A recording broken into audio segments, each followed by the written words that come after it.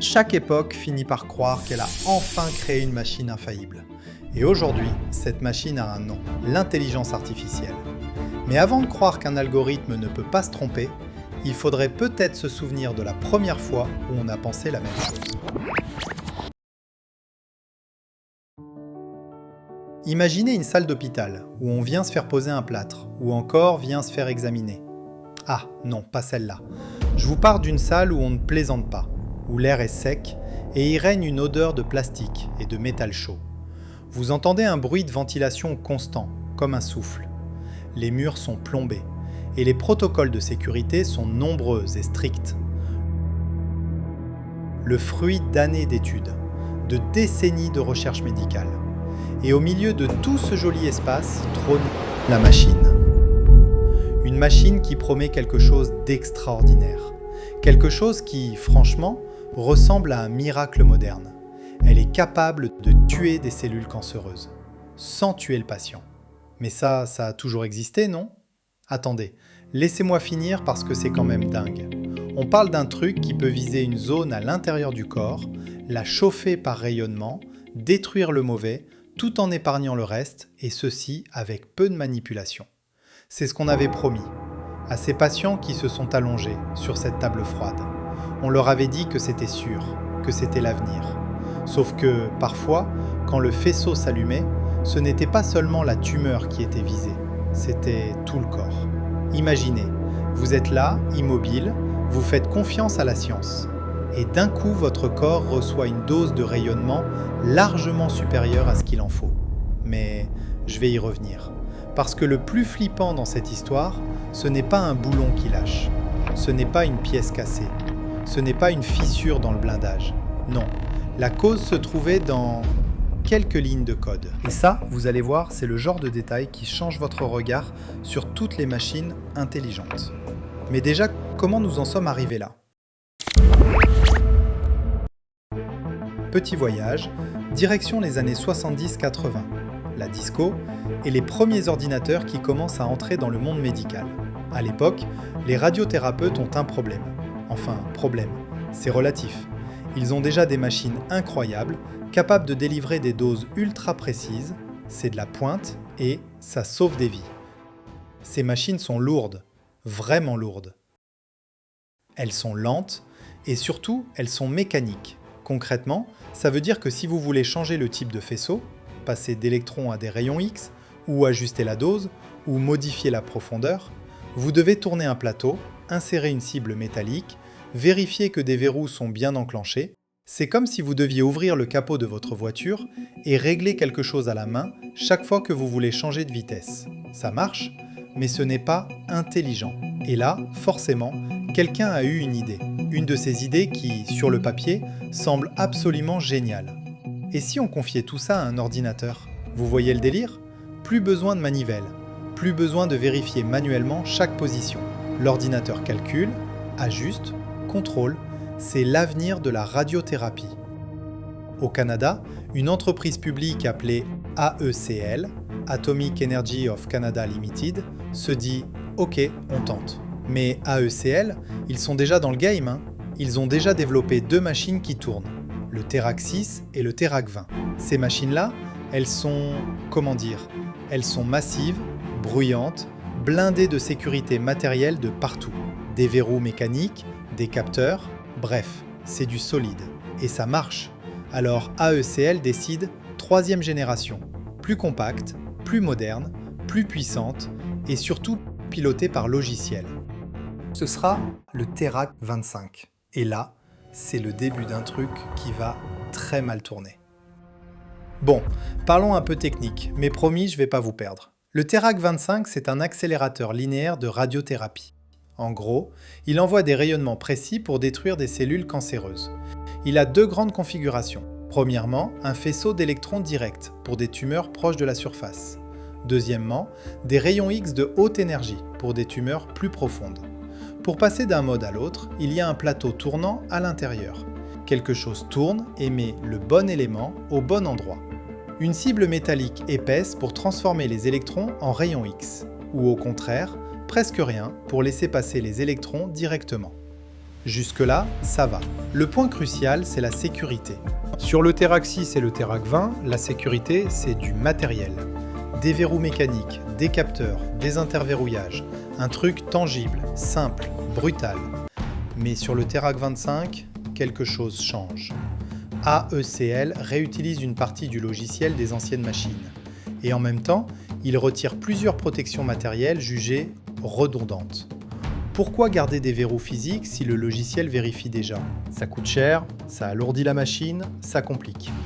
Résultat, la machine devient plus compacte, plus moderne, mais surtout, elle devient dangereusement dépendante du code. Tellement dépendante que dans certains documents officiels, on lit « Grâce à toutes nos protections, une surdose est virtuellement impossible ». Gardez ça bien dans un coin de votre tête. On est maintenant en Géorgie le 3 juin 1985, dans une salle de traitement. Une patiente s'allonge, l'opératrice s'installe devant le terminal. Elle saisit les paramètres, type de faisceau, dose, durée, elle vérifie. Puis elle appuie sur Start. Et là, la patiente hurle, pas un gémissement, un cri de douleur violent, incontrôlable. L'opératrice se précipite vers la console. Et sur la console, tout semble normal. La dose affichée est dans les limites. Les paramètres sont corrects.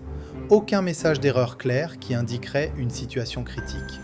Alors, dans un premier temps, on doute. On parle d'une réaction inhabituelle, peut-être une sensibilité particulière, peut-être quelque chose d'humain. Et le patient est hospitalisé. Plus tard, trop tard, on découvre que ses tissus internes ont reçu une dose massive de rayonnement. Une dose qui n'aurait jamais dû être délivrée. Quelques semaines plus tard, au Canada, 26 juillet 1985, dans un autre centre. Un autre patient, même machine, même scénario. Et bientôt, plusieurs autres cas y seront ajoutés. À ce stade, ce n'est plus un incident isolé, c'est une répétition. Quand les premiers accidents sont rapportés aux fabricants, AECL réagit prudemment. On évoque des erreurs de manipulation, des dysfonctionnements mineurs, des coïncidences. Parce que Terac 25 a une réputation solide, et surtout, c'est du logiciel. Et dans beaucoup de têtes, le logiciel ne s'use pas, il ne dérape pas comme une pièce mécanique, il est logique, binaire, donc fiable. AECL publiera alors quelques modifications, messages d'erreur, procédures, mais le cœur du système reste le même. Le logiciel est considéré fiable par défaut. Et pendant ce temps, certains patients meurent. Mais tant qu'on n'a pas un lien clair, noir sur blanc, indiscutable, la machine continue. Que se passe-t-il réellement à l'intérieur du Terac 25 ? Penchons-nous sur quelque chose de très abstrait, une condition de course. Imaginez deux personnes sur le même Google Doc. L'une change le titre, l'autre change le contenu. Si elles tapent en même temps sans coordination, le document peut devenir incohérent. Sur le Terac 25, quelque chose de très similaire se produit. Dans Terac 25, il y a deux tâches. La tâche A, qui gère les paramètres de traitement, dose, type de faisceau, durée. Et la tâche B, qui gère le plateau tournant. Celui qui doit placer la bonne configuration matérielle, la cible métallique ou rien, dans le chemin du faisceau. Normalement, tout est aligné. Mais si l'opérateur tape très vite, et certains le font parce que c'est leur quotidien, il peut modifier les paramètres dans une fenêtre de temps minuscule. Résultat, le logiciel se retrouve incohérent. Il a les paramètres d'un mode et la position mécanique d'un autre. Et là, imaginez, le système pense préparer des rayons X, où la cible est censée absorber / former le faisceau, mais la cible n'est pas en place. Donc le faisceau d'électrons sort brut, concentré, à pleine puissance. Au lieu de quelques centaines de rads, on parle de dizaines de milliers de rads en une fraction de seconde. Sur une ancienne machine, un verrou physique aurait bloqué. Sur Terac 25, ces verrous ont été remplacés par une variable logicielle. Une variable qui dit « OK ». Et si elle dit « OK » au mauvais moment, la machine tire. Petit à petit, les autorités remarquent un motif. Différents hôpitaux, différents pays, mêmes symptômes, même machine. Ce n'est plus un cas isolé, c'est un schéma. Des chercheurs décortiquent le logiciel, reconstituent les scénarios, reproduisent les conditions. Et il remonte à la fameuse condition de course. Il découvre aussi que le code vient d'un logiciel plus ancien, conçu pour des machines où la sécurité matérielle faisait encore une grande partie du travail. Dans ce nouveau contexte, avec des protections physiques supprimées, ce code devient dangereux. Entre 1985 et 1987, au moins 6 accidents majeurs officiellement reconnus. Des morts, des handicaps permanents, et probablement d'autres cas jamais reliés clairement. Après le TERAC 25, l'industrie médicale a pris des mesures sérieuses. Les normes de sécurité pour les dispositifs médicaux sont devenues beaucoup plus strictes. On a réappris à ne jamais, au grand jamais, remplacer complètement les sécurités matérielles par des sécurités logicielles. Les deux doivent coexister. Mais je ne peux pas m'empêcher de penser aux nouvelles technologies qui émergent aujourd'hui, aux voitures autonomes qui circulent déjà dans certaines villes, aux systèmes d'IA qui diagnostiquent des maladies, qui recommandent des traitements, aux algorithmes qui gèrent des réseaux électriques entiers, qui pilotent des drones, qui prennent des décisions financières en millisecondes. Et je me demande, est-ce qu'on applique vraiment les leçons du TERAC 25 ? Ou est-ce qu'on est en train de recréer exactement la même dynamique, juste à une échelle beaucoup plus grande ? Le TERAC 25, c'était quelques machines, dans quelques hôpitaux, traitant quelques dizaines de patients par jour. C'était horrible, mais c'était limité. Aujourd'hui, on déploie des systèmes logiciels qui touchent des millions de personnes simultanément. Des systèmes dont la complexité dépasse largement ce qu'un seul humain, ou même une équipe, peut comprendre entièrement. Systèmes où des bugs peuvent se cacher pendant des années avant d'être découverts. Et on les déploie avec la même confiance aveugle. L'algorithme a été testé. La probabilité d'erreur est infinitésimale. Ce sont les mêmes phrases.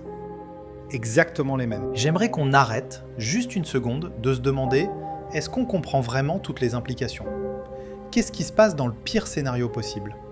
Et si on se trompe, qui en paiera le prix ? Parce que, spoiler alerte, ce ne sont jamais les développeurs qui paient le prix fort. Ce ne sont jamais les dirigeants d'entreprise qui prennent la décision de déployer. Ce ne sont jamais les investisseurs qui poussent pour aller plus vite. Non. Ce sont toujours les utilisateurs finaux, les patients, les passagers, citoyens ordinaires, ceux qui font confiance parce qu'on leur a dit que c'était sûr.